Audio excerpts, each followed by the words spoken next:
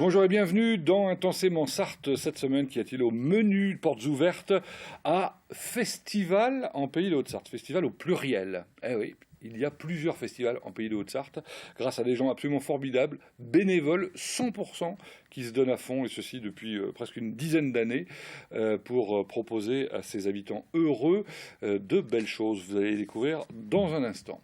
Ensuite, on parlera dans Sarthe un jour, Sarthe toujours, de deux initiatives. L'une qui est ponctuelle pour cette année, mais ô combien importante. Elle s'appelle Opération Buffalo. Ça fait comme un titre de western américain, mais ça ne l'est pas du tout. Ça se passe en Afrique. C'est l'humanitaire, et c'est grâce au Rotary Club de Sablé-sur-Sarthe dont on recevra le président et le chargé de communication. Et puis dans Sarthe toujours, vous les connaissez, on les a reçus déjà sur ce même plateau l'année dernière, tout à la même époque d'ailleurs. Il s'agit des croqueurs de pommes, qu'on aime beaucoup, et pour cause. Ils sont là pour sauver notre patrimoine, le patrimoine gourmand, puisqu'il s'agit effectivement des fruits d'une manière générale, grâce notamment à un verger, mais vous permettre à vous aussi de faire des expériences intéressantes, par exemple de greffer vos arbres fruitiers grâce aux bourses au greffon qui sont en train de se dérouler en ce moment. On recevra le président et l'un des membres de l'association Les Croqueurs de Pommes. Et puis enfin, nos invités intensément sartois, eh bien nous viennent du sud de la Sarthe, en l'occurrence d'une commune qui s'appelle Le Bailleul. On recevra en effet un nouveau maire, alors nouveau depuis mars 2014 maintenant, hein, Éric David, et deux de ses adjoints, Louis Daubert et André Bazot. Et vous découvrirez que Le Bailleul, eh bien aussi, a des charmes peut-être inconnus pour vous si vous n'y êtes jamais passé, mais certains pour ceux qui y vivent. Ça se développe formidablement, cette commune. C'est parti pour une heure ensemble.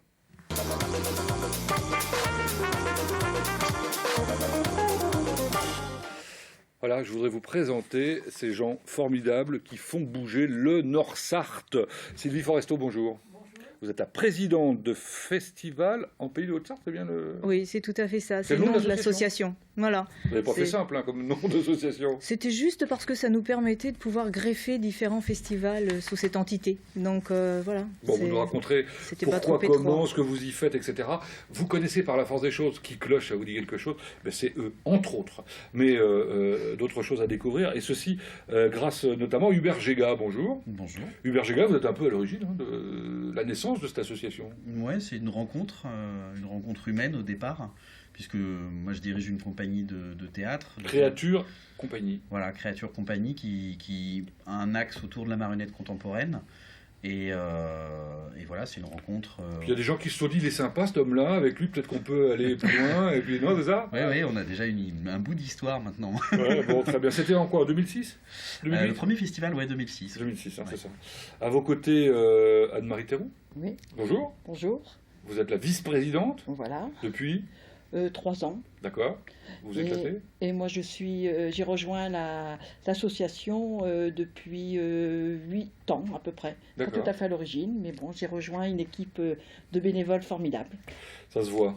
Et puis enfin, Dominique Bénard, bonjour. Bonjour. Alors, c'est vous qui détenez les cordons de la bourse, alors. Entre autres, oui. Ça ne doit pas être facile, hein, j'imagine, dans les associations de type culturel, on va dire. Je peux pas dire. Tout se fait comme ça, puis c'est tout. Oui, voilà. Donc quand je dis c'est pas facile, c'est qu'il faut trouver les sous. C'est pas vous qui les cherchez. Pas toujours, non, c'est même rarement. C'est Ça, Sylvie et puis Anne-Marie. Bon, association en milieu rural créée en 2006, donc on le disait, et qui, dans un premier temps, organisait 2 grands événements. Alors j'ai cité Qui Cloche, l'autre s'appelle Momo Festival. C'est un festival jeune public. Ouais. Donc Qui Cloche, c'est un week-end. Momo Festival, c'est un mois. Bon, on détaille dans un instant. Et puis l'actualité, tous les 2 ans, parce que c'est une biennale, oui. C'est un truc un peu... j'allais dire culotté, enfin osé. Hein, oui, peut-être. Bienvenue sur Mars. Voilà, tout à fait. D'abord parce que c'était au mois de mars, donc et c'était aussi pour allier les sciences et la fiction. Et Hubert nous a proposé effectivement de faire une biennale sur ce festival où il avait envie, lui, de faire des propositions complètement différentes de ce qu'on peut faire sur Qui Cloche et Momo. Alors les noms vous inspirent probablement, on va découvrir en profondeur ce qui s'y passe. Bienvenue sur Mars qui a lieu en avril, bon ça c'est une originalité de l'année. Ça c'est l'année 2016 qui veut ça. Exceptionnellement, mais vous allez voir c'est intéressant. Mais moi ce qui m'a plu d'abord dans cette démarche Hubert Géga, c'est justement la manière dont vous abordez les choses, à savoir que vous souhaitez mettre la qualité au service d'un milieu rural qui, quelquefois, est mal desservi quoi, dans le domaine. Ouais, après, c'est aussi parce que je suis né dans le Nord-Sarthe. Hein, je connais bien les villages qui composent le Nord-Sarthe et que par mon travail artistique, je suis amené à voyager partout en France, mais que je reviens très très souvent dans le Nord-Sarthe. Et vous aviez envie de partager. Et oui, envie de partager. En plus, beaucoup d'arts sont populaires, sont faits avant tout. De toute façon, l'art de la marionnette, a priori, c'est quelque chose déjà qui attire. Voilà, il y a j'imagine une empathie voilà. évidente parce qu'elle a une connotation jeune public, parce que tout le monde a tenu une marionnette dans ses mains. Mais c'est vrai que c'est une porte d'entrée, en tout cas, qui n'effraie pas la marionnette, même si on est très exigeant et qu'on propose de la marionnette contemporaine qui va chercher dans des formes très, très pointues, avec des textes d'auteurs contemporains, avec des éléments qui peuvent être sur de la romantique. Et alors comment c'est reçu justement par ce public qui, a priori, peut-être n'est pas, entre guillemets, éduqué au départ? Je sais pas, j'essaye de ne pas parler en termes de public, je ne crois pas qu'il y ait des publics différents. On ne peut pas parler d'un public de campagne ou d'un public de ville. En tout cas, on essaye de s'adresser à tout le monde sur le territoire sur lequel on travaille. Et il y a des gens qui viennent de la ville, de la campagne, peu importe. C'est pas les formes qui déterminent la composition du public, je crois pas. Je crois qu'il y a une grande sincérité, une générosité dans la proposition qui peut être sur les formes artistiques exigeantes et en même temps garder un côté populaire, festif. C'est la force de festival, je crois. Et justement, on peut dire que ça marche oui. au bout du compte. Ah, mais je pense qu'on a éveillé en termes même de fréquentation, parce qu'il faut aussi de temps en temps parler des chiffres, en termes de fréquentation. 1500, hein, c'est ça, si je ne m'abuse. Oui, sur Qui-Cloche, on est un peu à ça. On a eu plus de 1000 élèves sur Momo et à peu près 150 personnes qui sont venues au tout public. Oui, je pense que maintenant, on est quand même identifié par rapport à tout ce qu'on propose. Et je pense qu'on a éveillé à motiver des gens autour. Alors, il y a des bénévoles, j'imagine qu'il y a un noyau dur de bénévoles qui sont là pour développer l'association. Combien de personnes à peu près? Alors, on tourne, je dirais, avec un noyau dur d'une 15-20 bénévoles. Et au temps fort de Qui-Cloche, on va jusqu'à 50-55 bénévoles. Alors, c'est d'autant plus fort que c'est sur un secteur quand même géographique très large, non? Oui, tout à fait. Mais ça veut dire que à chaque endroit où on est allé, on arrive à donner envie à des gens de venir nous rejoindre, même de façon occasionnelle, sur un montage, sur de l'hébergement. Enfin, donc on arrive toujours un petit peu à créer du lien. Et nous, c'est ça qui nous intéresse dans l'association, c'est de créer du lien, donner envie. Et je pense qu'on a réussi ça aussi. Et même si Hubert parle d'exigence au niveau de la programmation, il n'empêche que on s'aperçoit que nous avons un public très divers et varié, des gens avec des enfants jusqu'aux personnes âgées, et tout le monde vient. Et c'est ça aussi qui est agréable. Et fidèle ou pas? Oui. Est-ce qu'année après année, on retrouve un peu les mêmes personnes? Ouais. Comment vous êtes arrivés, vous Alors moi, je connaissais Hubert et Sylvie dans le cadre de mon travail. Donc Hubert faisait des interventions, je travaille dans un centre social, faisait des interventions atelier théâtre avec des jeunes.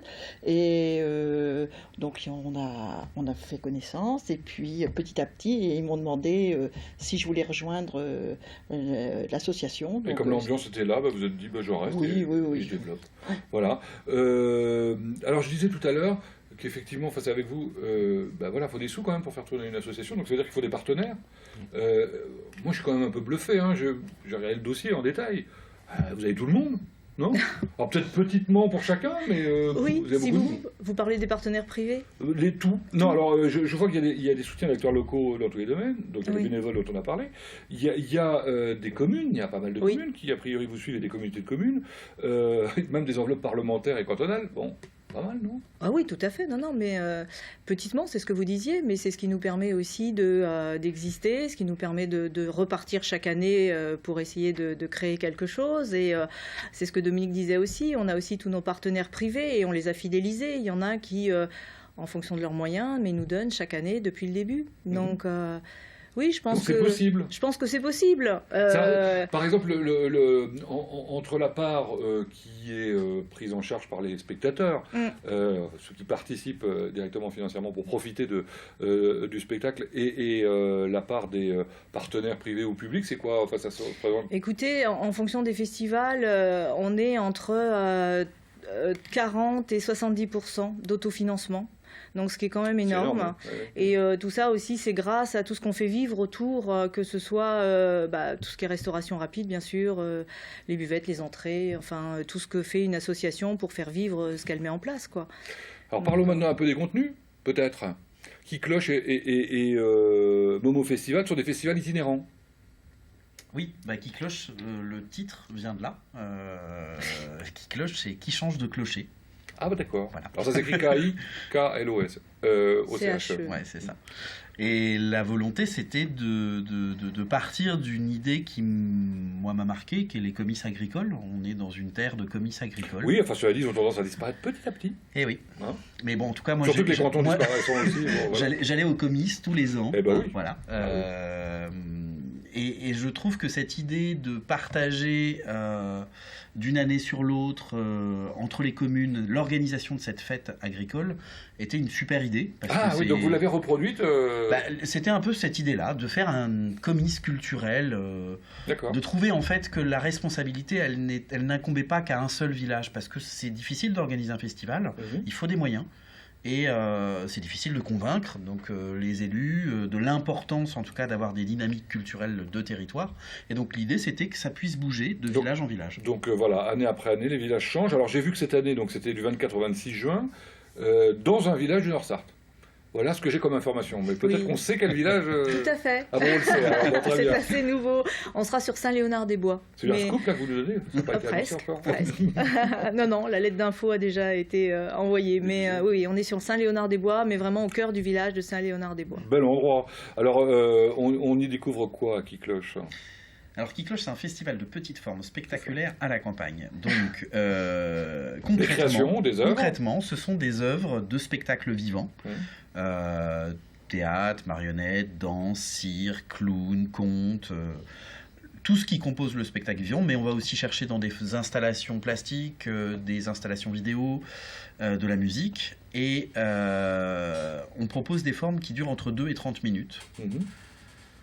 Il y a chaque année entre 12 et 15 spectacles qui sont proposés et qui jouent plusieurs fois, donc on se retrouve sur le week-end à avoir une 50aine de représentations. Wow. Puisque chaque spectacle joue en 2 à 3 fois, vous faites le calcul, 15 multiplié par 3, et voilà, on arrive très vite à 50 représentations. Et ce qui fait que nous, on ferme un site, le centre-bourg d'un village, un château, comme à Sillé. C'était où l'année dernière? On était à Vivoin. À Vivoin. D'accord. Au prieuré de Vivoin, donc on ferme le centre-bourg, et librement, on peut aller voir le spectacle qu'on a envie, parmi les propositions qui sont faites. Très bien. Donc du mercredi au vendredi soir, pour cette année en tout cas. Et puis le week-end, un week-end de festivités. Ouais, c'est surtout sur le week-end. Dans la semaine, on travaille sur soit des spectacles chez l'habitant, quand on est dans des toutes petites communes, pour rassurer, pour rencontrer aussi la population. On avait initié ça pendant 3 ans, oui. De faire les spectacles dans les maisons. Donc les gens invitaient leurs amis, avaient un spectacle, et puis après on mangeait avec les artistes, les gens invités. Ça donne envie. Ce sont les 10 ans du... Alors c'est le 11e festival Qui Cloche. Hein. Oui. 10 ans du Momo Festival. Oui, cette année c'est les 10 ans, oui. Alors le Momo Festival, c'est pour les enfants. C'est différent, en fin d'année. Oui, enfin... C'est complètement différent puisque là on est à travailler avec les écoles, on est à travailler avec les bibliothèques où on peut proposer des ateliers, mais on fait aussi des tout publics pour essayer aussi de donner envie aux parents avec des enfants de venir découvrir un spectacle que leur enfant n'a pas forcément vu, lui, avec sa classe. Et j'ai vu qu'il y avait dans les Momo Festival les mercredis en famille des parcours artefacts qui redonnent vie au commerce. De quelle manière? Ah bien, écoutez, Hubert trouve des plasticiens qui, ou des photographes ou des sculpteurs, voilà, qui veulent bien prendre possession d'un lieu où effectivement il y avait un commerce, il n'y a plus rien et ils en font ce qu'ils veulent. Voilà. Donc ça veut dire que pendant un mois, eh bien, il y a cette exposition dans le village ou la ville où on est. Et il y a des ateliers en bibliothèque aussi. Enfin bon, bref, des moments conviviaux probablement. Beaucoup. Et pour terminer, parce que oui, je vois le temps qui passe terriblement vite, les troisièmes rencontres, donc ça fait 6 ans, si je calcule bien, 3 x 2, 6, et fiction, bienvenue sur Mars. Donc une idée un peu folle, un peu osée, quoi. Ouais, alors c'est un projet qu'on a vraiment construit en partenariat avec le Centre culturel de la Sarthe. C'est quoi l'idée ? L'idée, c'est de se poser des questions scientifiques. La science nous traverse sur plein de sujets d'actualité, de politique, de société, par le prisme d'œuvres d'art. Donc qu'elles soient du domaine du spectacle vivant, des installations, peu importe ce qu'on regarde comme œuvre, elle est traversée par une question scientifique ou elle a été conçue avec un scientifique. Donc inévitablement, elle a des questions, elle interroge de manière différente qu'une œuvre qui n'aurait pas cette empreinte-là. Et éventuellement, il y a des réponses en plus qui arrivent. Ouais. Avec... Alors, ce n'est pas que de la science-fiction, c'est vraiment science et fiction, puisqu'il y a des œuvres qui ne relèvent pas du tout de la science-fiction. Il y a des œuvres qui, par exemple, travaillent sur la mécanique des fluides, qui sont des œuvres plastiques magnifiques. Il y a des œuvres qui parlent de l'exploration spatiale, mais qui sont tout à fait sérieuses. Et puis d'autres choses qui vont évidemment être plus grand public et aller creuser des questions sur l'humour, avec humour, sur les extraterrestres. Alors pour l'édition 2016, c'est une version un peu raccourcie des précédents, 3 jours. En fait, on va ramasser la semaine de propositions qu'on avait jusqu'à présent en 3 jours où il va se passer effectivement. On a décalé parce que aussi il fait plus beau fin avril, début mai, et on espère faire un week-end où il y aura plein de formes scientifiques et poétiques. Dans un lieu magnifique, et le prieuré de Vivoin, faut le rappeler. Ah oui, il y a le concours de nouvelles en même temps, non, c'est ça ? Oui, c'est ça, qui a déjà commencé. Donc Hubert va vous donner le thème. J'avoue que moi, il m'en manque toujours la moitié. Là, cette année, j'ai pas imprimé, je suis désolée. Voilà. Donc ça veut dire que vous n'avez pas proposé de nouvelles, mais vous n'avez pas le droit de... Non, mais moi, j'ai pas le droit. J'ai juste le droit de les lire. C'est quoi alors le thème de cette année ? Le thème de cette année, c'est transhumance. Ouais. Migration du futur. Voilà, il me manque toujours migration du futur, c'est ce que je Imaginez des voyages. Bah oui, bien sûr, ça change tout, nous sommes d'accord. Bon, résultat quand ? Au moment du festival ? Non, avant, parce qu'après on va éditer les nouvelles qui vont être retenues. Il y a toujours un petit vous éditez livret. vous les éditez au moment de Bienvenue sur Mars. Oui. Donc au moment de Bienvenue sur Mars, il y a une soirée lecture déjà pour les nouvelles qui ont été retenues. L'année dernière, il y a 2 ans et 4 ans, on en avait 14 dans chaque livret. Voilà, donc il y a un comité de lecture qui se réunit fin mars. L'année dernière, il y a 2 ans, on en avait 90. D'accord. Là, ça commence plus doucement, mais il y a les vacances, les gens vont avoir envie d'écrire. Inscrivez-vous, comment on fait ? On a juste besoin d'aller sur le site. Sur bienvenue-sur-mars.fr. Voilà. Bienvenue sur Mars.fr. Ouais. Bienvenue US. Bienvenus. Bienvenue sur Mars. Entre Vénus et Mars. Maître Capello. Merci d'être venus les uns les autres pour nous parler de ce que vous organisez dans le Nord-Sarthe. On espère que vous aurez beaucoup de monde sur Bienvenue sur Mars, qui est la première Bienvenue sur Mars, qui est donc la première date cette année à retenir dans vos organisations, du 27 au 30 avril au prieuré de Vivoin, mais on aura l'occasion d'y revenir évidemment. Mais moi je voulais vraiment vous présenter votre action parce qu'elle est formidable au plus grand nombre dès maintenant si possible. Dans un instant, on parle de l'opération, enfin moi je l'intitule comme ça, Buffalo, et des croqueurs de pommes.